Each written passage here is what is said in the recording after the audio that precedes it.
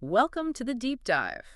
Ever ever stop and think about how the stuff you buy actually gets made? Or, how services like your bank actually work behind the curtain? Yeah, it's fascinating stuff. Today, we're diving into exactly that, operations management.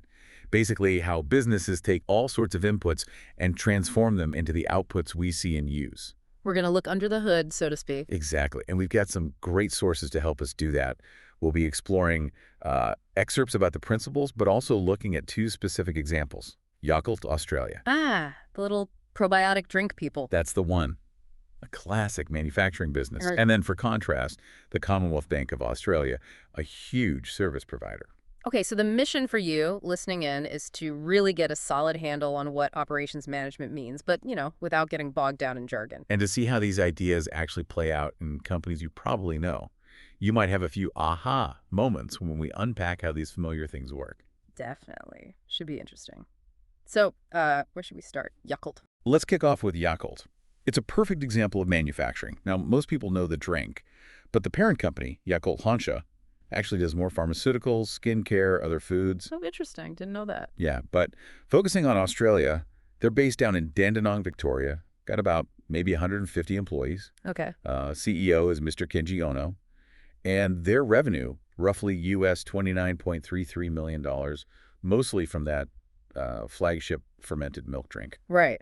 So this framework you mentioned, inputs, processes, outputs, how does that apply to Yakult? Let's start with the inputs. What goes into making Yakult? Okay, inputs. Well, first, the obvious stuff, Yeah. the raw materials. We're talking skim milk powder, water, different sugars, a bit of lemon flavoring, And the special ingredient. and crucially, that specific live bacteria strain, Lactobacillus casei shirota strain.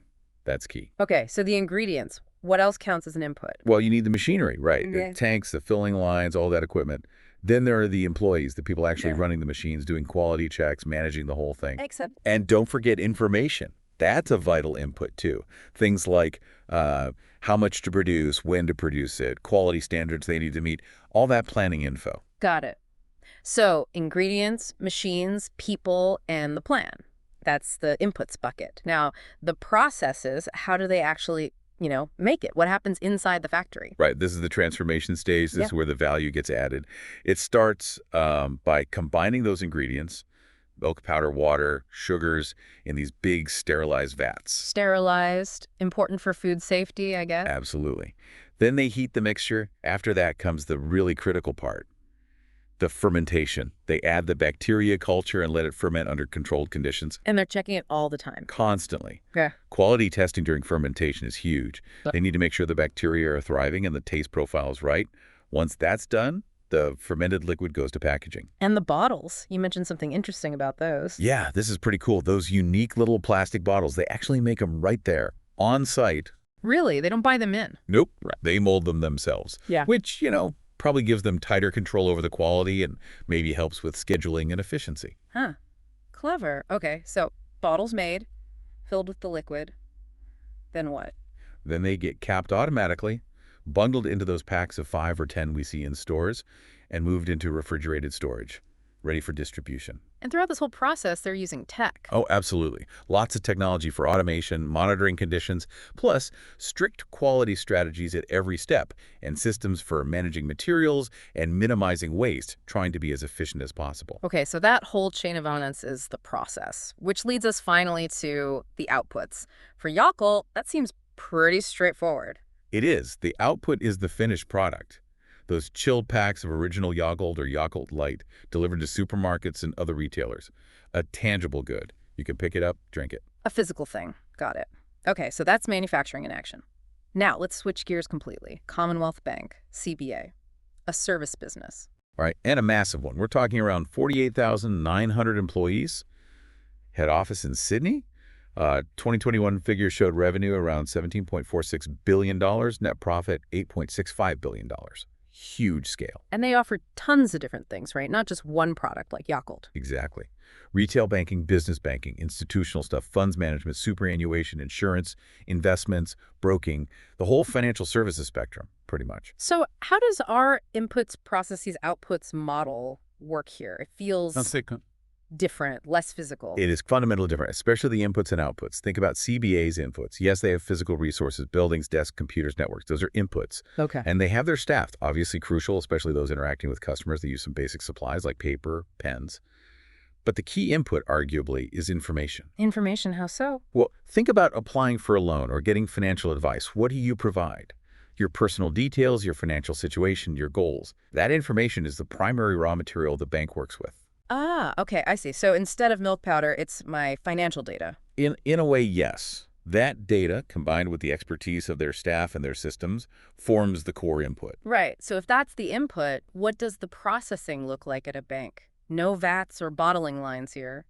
Definitely not.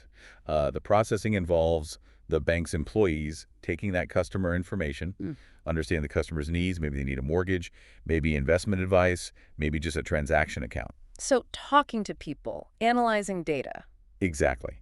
Analyzing the information, using the bank's systems and financial models, maybe assessing risk for a loan, and then finding or configuring the best financial product or service to meet that specific need. And technology must be massive here. Absolutely central. Yeah. Online banking platforms, mobile apps, the complex software they use for risk assessment, customer relationship management, transaction processing, it's all technology-driven. And they still care about quality and waste, even though it's not a factory. For sure. Quality management is about ensuring accuracy, security, compliance, providing good advice, making sure transactions are smooth. Waste monitoring might look like optimizing workflows, reducing paperwork, managing energy consumption in their buildings, ensuring their digital processes are efficient. It's just applied differently. Okay, so the processing is information handling, analysis, and solution finding, powered by people and tech. What then is the output for CBA? It's not something I can put in my fridge. No, it's intangible. The desired output is essentially a satisfied customer, someone who has received the right financial advice or got the home loan they needed or opened the bank account that suits them. So the output is the service delivered, the solution provided. Precisely. It's the successful completion of a transaction, the provision of advice, the establishment of a financial relationship. It's the value delivered through their processes, meeting that customer need, an intangible benefit. Okay, wow. So Yakult making tangible bottles of drink, CBA delivering intangible financial solutions. But both are using that same fundamental flow, transformed through processes to create outputs. That's the core idea, isn't it? It highlights how operations management applies everywhere, even if the specifics look radically different. Yeah, the nature of the inputs, physical materials versus information, and the outputs, tangible goods versus intangible services, that's the big split. Right. Yakult physically changes milk powder and sugar into a drink. CBA informationally transforms customer data and needs into financial products and advice. Different transformations, but both are transformations nonetheless. And underlying both, there's that drive for, what, Yeah. efficiency, effectiveness. Both, absolutely.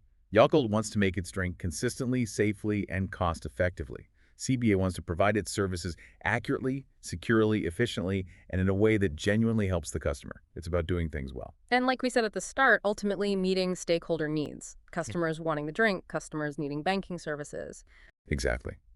So operations management, really, it's the engine room. It's how any organization actually does what it does, how it converts resources and ideas into something it offers to the world. Whether that's a product or a service. Doesn't matter. That transformation process is always there. Okay, so listener, let's try and wrap this up a bit. The key takeaway here is that operations management isn't just, factory stuff. It's fundamental to every business. It's that core process.